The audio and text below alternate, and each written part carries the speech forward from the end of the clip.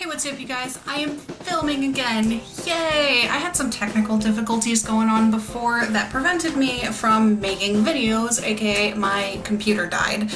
But I've got a new one and I can give videos to the two people who regularly watch these videos. Today I wanted to do a anime/manga top 10 list thing. I know it's not original, but I've been wanting to do something like this for a really long time, and I'm hoping maybe my list will be interesting enough for you guys. It is anime/manga. I'll let you know when I'm talking specifically about the manga because I do tend to feel very passionate about that. Number 10 on this list is a show that you've probably heard of. It is maybe the best anime to have come out in recent years, and that is Yuri on Ice. Yuri on Ice is a show about a Japanese ice skater called Katsuki Yuri. Now, Yuri is down on his luck. He's all depressed and stuff because he lost a big competition, and he's moping around his parents' hot springs when his idol, Viktor Nikiforov, shows up at his mother's hot spring, naked in the water, and stands up and declares that he will be Yuri's coach. Now, obviously, Yuri freaks out, but does accept. And what we end up getting is something so adorable and hilarious and amazing and beautiful. Just watch it. It's so good. Number 9 is a show that I didn't watch when it first came out, and everyone was first like really excited about it. And it was like on Adult Swim, and that is Durarara. Now, a couple years ago maybe, I actually watched it and got caught up with it, and am very excited about it, and nobody else is caught up with it. And that drives me crazy. I need people to be caught up with it too, and excited about it too, but I waited too long, and now nobody is. Durarara is the story of Mikado Ryogamine. He is a 15-year-old from a small town who moves into big city Ikebukuro, and gets involved with all this like terrible gang stuff. His life gets all complicated. There's also Doulahan, and there's a guy called Shizuo who's amazing. He's got some anger issues, wears a bartender outfit.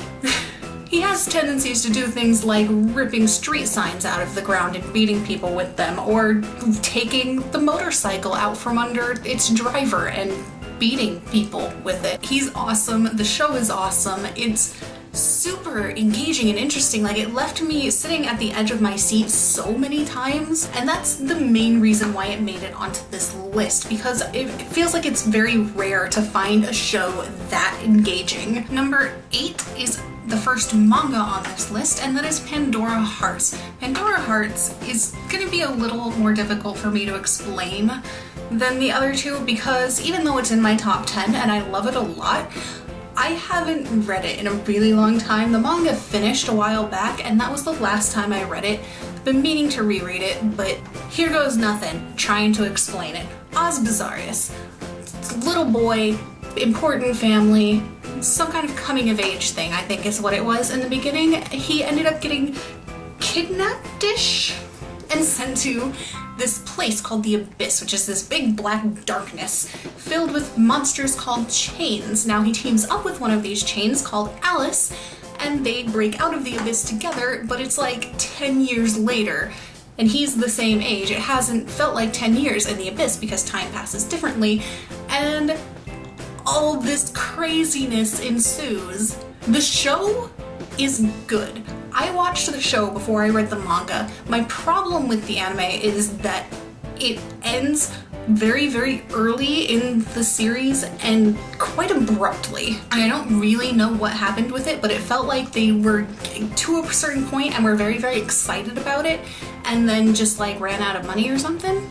Now, Pandora Hearts is very Alice in Wonderland inspired, and if something is Alice in Wonderland inspired, I am sure to love it.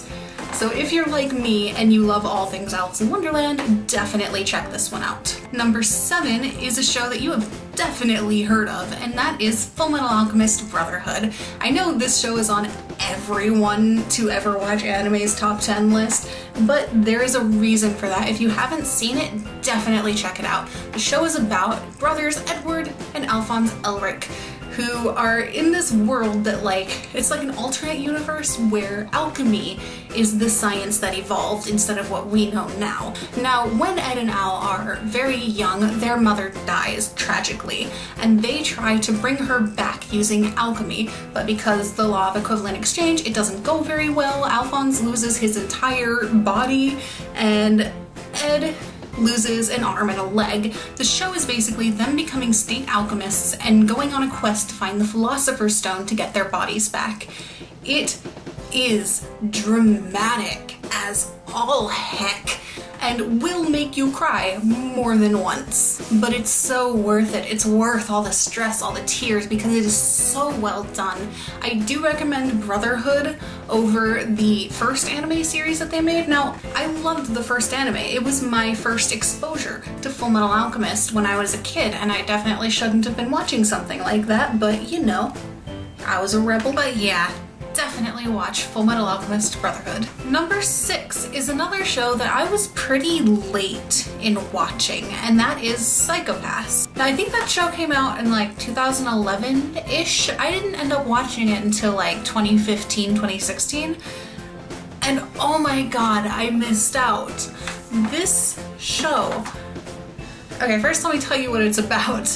Psychopaths, if you haven't seen it, is a show that takes place in another alternate universe where they decide who is a criminal based on something called their psychopaths or their crime coefficient. There's a few different terms in there, but basically it measures your mental health, and if you're not doing so well, you get sent to therapy, or if your crime coefficient gets too high, you can be labeled a latent criminal. Even if you haven't done anything, you are treated as if you are a criminal. And the main character of this show is a girl called Akane Tsunemori.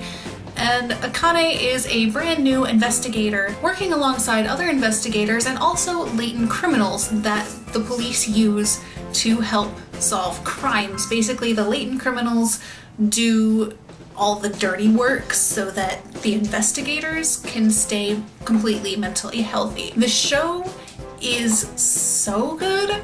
I say that too much, but it is so good. It's also one of those shows that from the beginning lets you know that they are not messing around. The first thing that Akane has to deal with as an investigator is a rape victim that they have these guns that are controlled by the Sybil system that reads someone's crime coefficient and then tells you what you're supposed to do. It tells you if they have too high of a crime coefficient and they need to be killed, or if they just need to be arrested or sent to therapy or whatever. And the very first thing that she has to deal with is figuring out what to do when the gun tells her that this rape victim needs to be killed because her mental state is too crazy. But yeah, it is such a good show. I highly recommend watching it if you haven't yet. Number 5 is Yu Yu Hakusho. Yu Yu Hakusho is a show that I love so much that I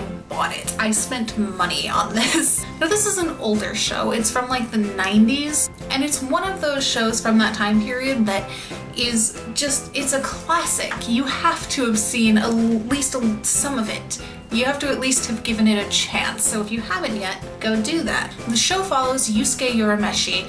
In the very first episode, Yusuke dies. He gets hit by a car trying to rescue a small boy, and he dies. Now, after he is dead, he meets a Grim Reaper called Botan. Now, Botan offers him a deal in which he can come back to life. Stuff happens, blah blah blah blah blah. He becomes what is called a spirit detective, which basically means he works for the spirit world and, you know, defeats demons and all that stuff. It sounds super basic when I talk about it like that, but trust me, this is one of the best shows I've ever seen. It's also quite special in the sense that it is literally the only anime I've ever seen where I love the tournament arc. Seriously, the Darkness Tournament is what every shonen anime's tournament arcs should be. Number 4 is a show that I've talked about on this channel before. It's a show that I only very recently got into and kind of hated. And that is One Piece. One Piece, I feel like One Piece is one of those like controversial things in the sense that you either love it or you hate it. And people have some really intense opinions on how long it is or how much filler there is, and let's be real, there's not much filler in that show. For as long of a show as it is, and there's like 100 out of 700 episodes are filler. Now, you probably know what One Piece is, but I'm gonna explain it to you anyway. Monkey D. Luffy sets off to find his pirate crew, where they go on like so many adventures in their goal to find the One Piece and make Luffy the pirate king. Now, the one complaint that I hear the most about people who do not like this show is that it is too long. How are they supposed to watch a show this long? But when you actually watch it, it doesn't feel as long as it is because everything feels so necessary. Like, it's an incredibly long show, but as one of my friends has put it, it's just as long as it needs to be. I've seen people say like, oh, why haven't they found the One Piece yet? How has it been this long and they haven't found the One Piece yet? The show is not about the One Piece. The show is about the adventure and the relationships that are formed getting there. This show has become so special to me, and maybe that's because it is so long and you spend so much time in this world with these characters getting to know everything. I also have to say this show has some of the best world building I've ever seen in an anime. I guess they have a lot of time to do it. This one, anime or manga? Either one. I'm caught up with both. You can catch up with whichever you want. Number 3 on this list is a show that if you know me, you are not going to be surprised that it's here, and that is Code Geass. Code Geass is another show that was on Adult Swim way back when, and it was one of the first animes that I really got into after knowing what anime was. It was on around the same time period as like Bleach and Death Note and all those shows, but for some reason I feel like it gets forgotten when people talk about anime from that era, and that's a shame because it's really, really good. The show takes place in what is essentially an alternate future where the British Empire just was never stopped, always like just kept taking over places, always expanding. And now they are Britannia. And when they took over Japan, it was a little different from everywhere else they had taken over because Japan had not exhausted its military resources yet, which leads into the resistance taking place there. Now, the main character of the show is Lelouch Lamperouge, a Britannian student who finds himself mixed up in this crazy terrorist plot where he meets a girl called C2 who gives him a mysterious power known as Geass.